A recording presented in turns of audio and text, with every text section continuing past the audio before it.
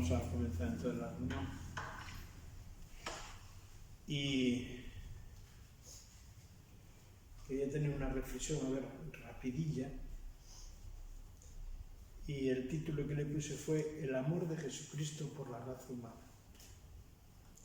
Siempre me gusta buscar algo que nos lleve hacia la reunión, que despierte en nosotros un poco, digamos, gratitud hacia Dios, ¿no? Para empezar la reunión. En el Evangelio de Marcos, capítulo 10, versículo 21, es el episodio en el que viene un joven rico a hablar con Jesucristo. Y entonces dice la palabra: entonces Jesús, mirándole, la amó y le dijo: una cosa te falta, anda, vende todo lo que tienes y dalo a los pobres, y tendrás tesoro en el cielo, y ven, sígueme tomando tu cruz.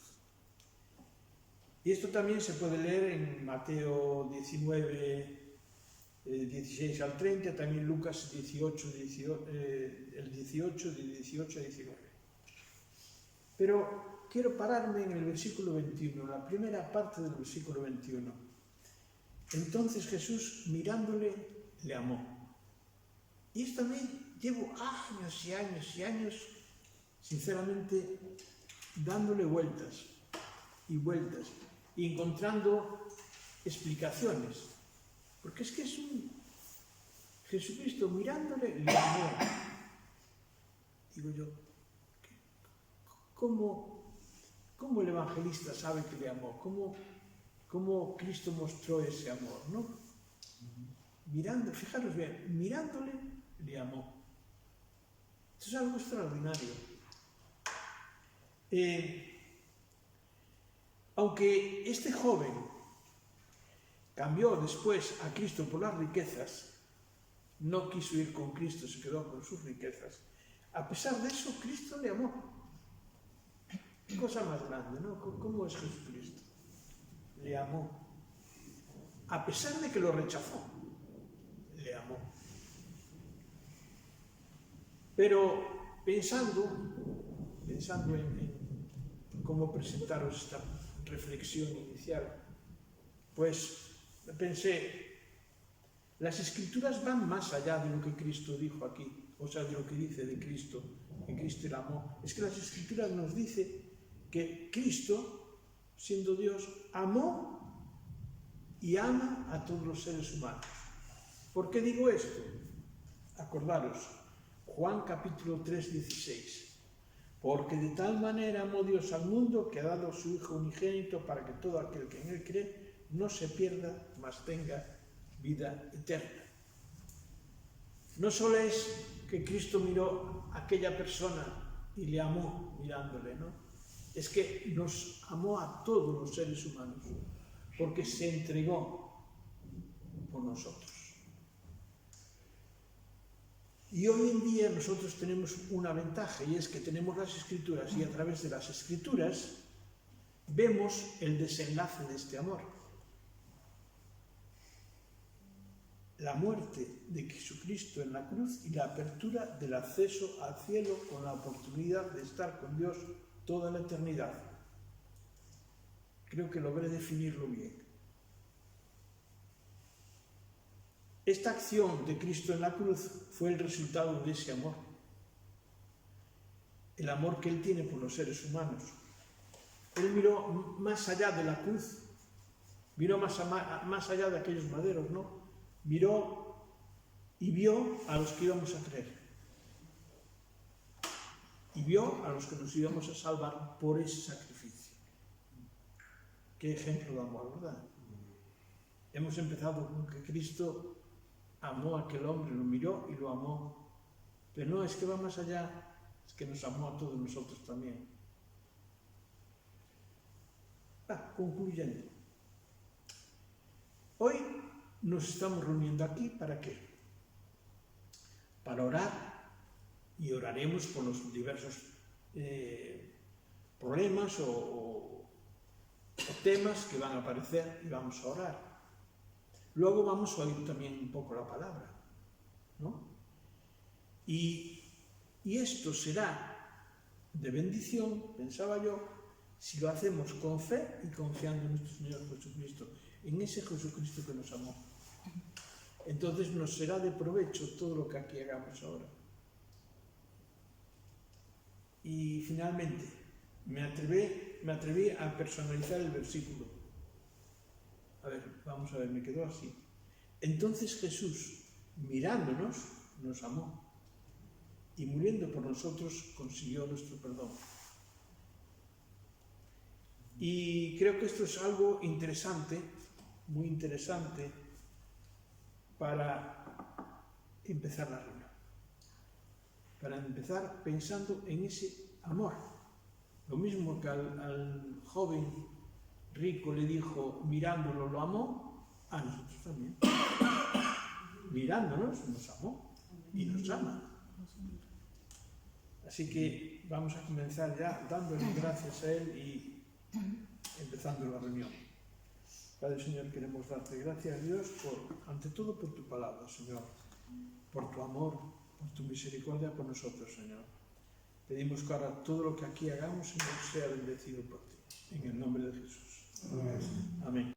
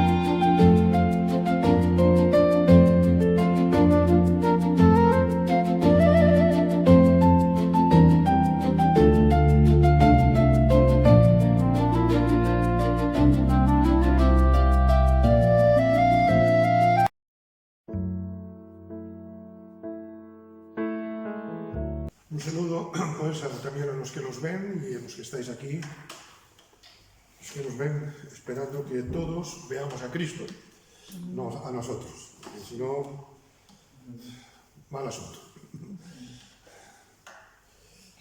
Quiero leer con vosotros un versículo sumamente conocido de la Escritura de la Iglesia primitiva, Hechos capítulo 3. Y quisiera tener una reflexión en esta tarde en este capítulo 3 del libro de Hechos de los Apóstoles. Lo hemos leído cientos de veces este texto, pero me llamaba la atención, pensando en la reunión de oración precisamente. Leo Hechos 3:1. Pedro y Juan subían juntos al templo a la hora novena, la hora de la oración. La Nueva Versión Internacional traduce: cierto día subían Pedro y Juan al templo a las 3 de la tarde, que es la hora de la oración. ¿Qué dos? ¿Qué dos, Pedro y Juan, verdad? Quisiera pensar en esto en primer lugar. ¿Qué dos? ¿Os dais cuenta que eran dos caracteres totalmente distintos? Pedro y Juan eran la noche y el día, el agua y el aceite. Eran muy diferentes el uno del otro. Juan, me lo imagino más refinado, el discípulo amado, aquel que nunca dio problemas a Jesús, aquel que nunca hizo ruido, por así decir, y Pedro.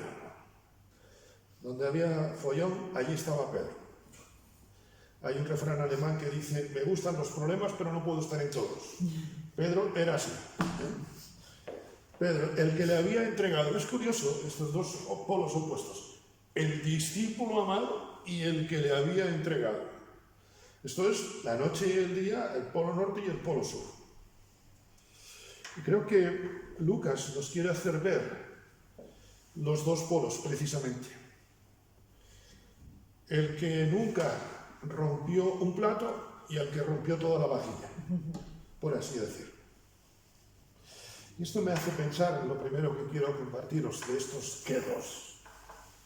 Nuestro pasado no es obstáculo para orar, pero tampoco nuestro pasado nos permite dejar de orar. Porque Pedro, podríamos decir, Pedro sí que tenía necesidad de orar. Había sido usado el capítulo 2, en el discurso de Pentecostés y todo lo que tú quieras, pero bueno, había que ver cómo seguía yendo Pedro hacia adelante. Aún así después tuvo algunas más adelante, ¿recordáis? Pedro era una persona desesperada, necesitadísima de la oración, y Juan también. Cada uno tenía su necesidad. Podemos llevar años en el Evangelio, más, menos. Podemos haber tenido una vida, digamos, normal, como la de Juan. Yo no creo que Juan fuese perfecto. Perfecto solo es el Señor. Y menos mal. Pero Juan necesitaba también la oración. El aire para respirar lo necesita el asmático y lo necesita el que nunca ha tenido problemas de pulmón. Y no se plantean si lo necesitan o no. Lo consumen. Jesús habló sobre la necesidad de orar siempre y no desmayar, ¿verdad? Sobre todo el no desmayar, porque orar siempre. Yo sé que todos aquí tenemos una cierta edad, pero hemos respirado toda nuestra vida. Ahora, como decía aquel, si dejo de respirar, por poco me ahogo, ¿no? ¿Y dejamos de respirar? ¿De qué vale haber tenido una vida cristiana normal, si me permitís, sin grandes problemas, sin grandes, hombre, con nuestras luchas y demás, como las tendría Juan? ¿De qué nos vale sentirnos amados por el Señor si realmente no tenemos una vida de oración? Es lo que nos planteaba antes Antonio, sin querer añadir, creo que ese es el problema de este hombre, que sintió el amor de Jesús, pero no sintió la necesidad de orar.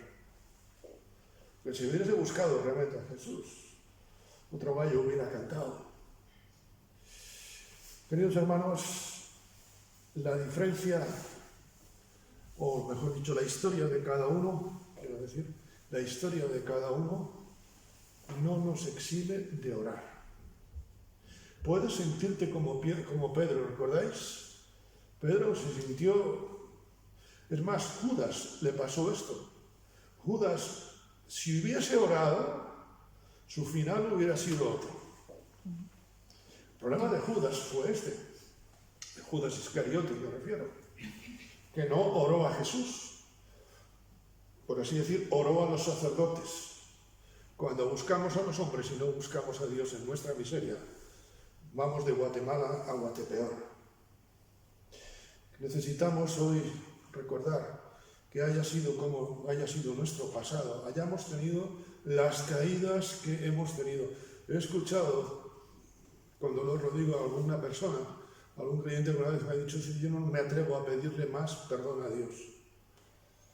Hombre, yo sé que es duro, porque eso demuestra que tienes un remordimiento de conciencia, pero debemos atrevernos a pedirle perdón a Dios. David dice, vuélveme el gozo de tu salvación. Le costó reconocer su pecado, ya lo creo. Yo no sé a vosotros, a mí me pasa igual, a mí me cuesta reconocer mi pecado. Pero estamos a la distancia de una oración del cielo. Y dice que el texto subían juntos. tenían cosas en común, tenían comunión entre ellos, aunque cada uno tuviese su visión. La visión de Jesús, de los dos, difería en algunas cosas. De hecho, así se comportaron, de diferente, ¿no? Subían juntos para orar en la hora novena, a las 3 de la tarde. No sé si sería verano o qué, pero vamos, imagínate cómo iría, ¿no? Si fuera español, iría como nos pasaba el domingo, ¿no? Queriéndonos echar una cabezadita, ¿no? He estado en cultos a las 3 de la tarde. De hecho, me crié en una iglesia donde el culto del domingo por la tarde era a las 4. Eso casi es ganar el cielo por obras, pero bueno, ¿me entendéis? ¿Sabéis? Me llama la atención porque la reunión no empezaba para ellos realmente a la hora novena, ya empezaba por el camino, ya buscaban la comunión. Y nuestra reunión de hoy, aunque a veces, como hoy, tengamos que empezar un poco más tarde por circunstancias de fuerza mayor, y además el día que vienes más apurado, como hoy me ha pasado, pues no es que no encuentre sitio, es que llamé a objetos perdidos y tampoco había sitio para aparcar, ¿no? En fin, casi tengo que ir a aparcar a Portugal, pero ¿ves cómo Satanás quiere hacerte la vida imposible? La reunión, menos mal que ha empezado en casa, orando al Señor esta tarde, mientras yo esperaba por Marisa, estaba orando, y en casa, cuando ya me dispuse a salir, orando, y ya llevas, incluso teniendo la meditación de hoy, orando varios días. Y realmente llegas y ves que es el ataque de Satanás, pero la reunión ha empezado antes. La reunión de hoy no ha empezado a la hora que ya hemos empezado, sino que ha empezado con la hora en la cual nos hemos dispuesto a venir. Y algo que me llama la atención en eso es que subían, repito, juntos a la reunión. Subían juntos. No es que coincidiesen, es que venían juntos. Una cosa es saludarse unos a otros, eso es educación, y otra cosa es tener comunión, que eso es una cuestión espiritual. Yo sé que a veces no podemos, nos gustaría charlar más con el otro, hoy al terminar tendremos que salir con cierta precipitación, en fin, a lo mejor a veces nos gustaría tener más comunión, puede ser una vez, 2, 20, pero hermanos, la comunión, como he dicho más de una vez, el local no tiene que ser un sitio donde coincidamos a la hora de la reunión.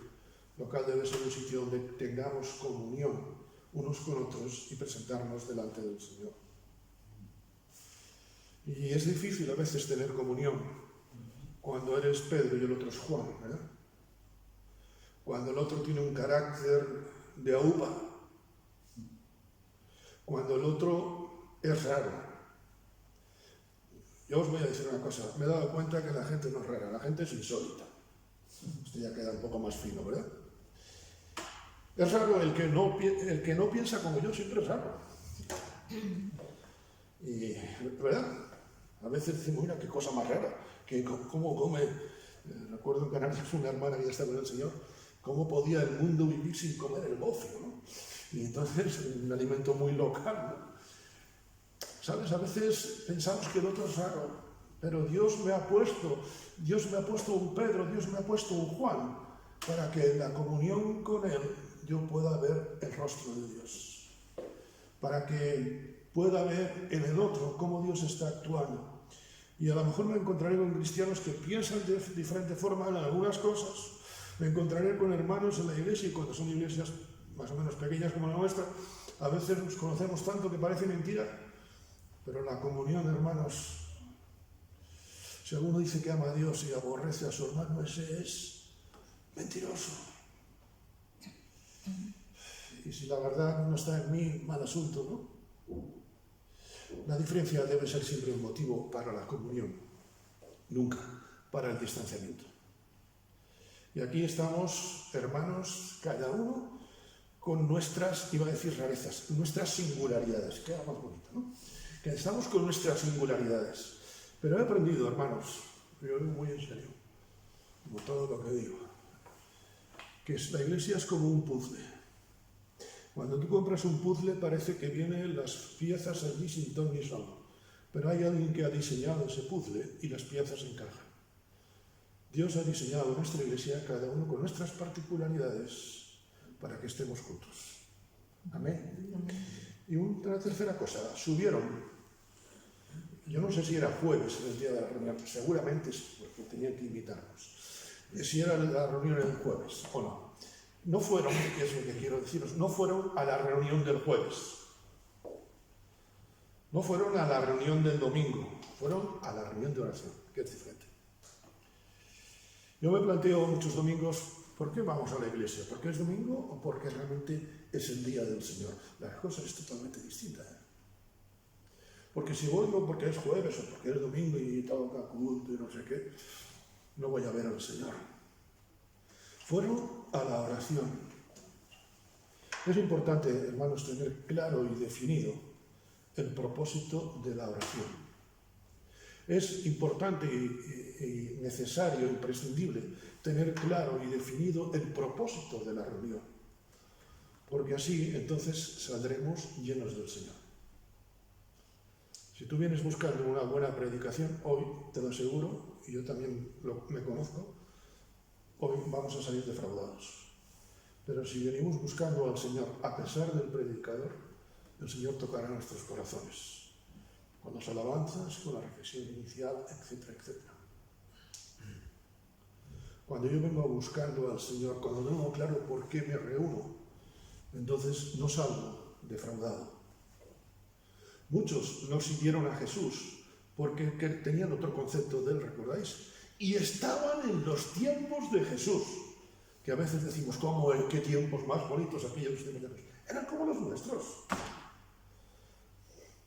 Había gente defraudada porque tenía un concepto raro. Y hay cristianos a veces también defraudados. Y sobre todo, no romperemos la reunión. Desde luego, yo estoy convencido que el Señor es el que prepara la reunión. En las alabanzas, en la reflexión primera, en todo. Y vemos, y esta tarde lo hemos visto, cómo hay una unión en esa mirada de Jesús, que es la que tenían delante Pedro y Juan. A veces venimos sin tener claro a qué venimos. Venimos a ver si vemos al hermano tal. Yo he escuchado alguna vez, voy porque quiero ver a Funanito o a Menganito, ¿sí o no? Y a lo mejor ese día no viene el otro. O ese día lo que se predica te toca y dices, caray, van a por mí. Entonces no has venido a buscar al Señor. Hermanos, la reunión en sí no es el objetivo es buscar al Señor en la reunión. Porque podríamos reunirnos, o de toda manera, o no reunirnos. Si el objetivo no es la oración, y sobre todo, si el objetivo no es la búsqueda de Dios, no hagamos de la oración un ídolo, hermanos. Busquemos a Dios, que es diferente, a través de la oración. Yo creo que la oración tiene poder, porque Dios es todopoderoso. Pero la oración sin Dios es algo hueco. ¿Recordáis? Hay una oración muy bonita, la del fariseo, la parábola aquella del fariseo y el publicano. ¡Qué bien oraba el fariseo! Pero Dios no se enteraba de la oración. Cuando santificamos la oración y no buscamos al Dios, el Santísimo, mal asunto. Si la reunión es el objetivo, entonces Cristo no es el centro. Si Cristo realmente es el centro de nuestra vida, la reverencia, la concentración, la adoración forman parte de nuestro camino. Desde hace muchísimos años tengo la costumbre de que, no siempre lo hago, reconozco, en el coche venir escuchando alabanzas cuando vengo a la reunión, porque eso me predispone. Ahora venía esta tarde con todos los apuros de última hora que no encuentro el sitio, y la alabanza que me salía en pantalla era Jesucristo basta. Hágala para mí. Porque es el Señor el que prepara nuestros corazones. Queridos hermanos, con ello concluyo. Como Juan y Pedro, con nuestro pasado, con nuestras diferencias, subamos cada día a buscar la presencia de Dios en cada reunión. Amén. Pues que el Señor os siga bendiciendo, porque espero os haya bendecido.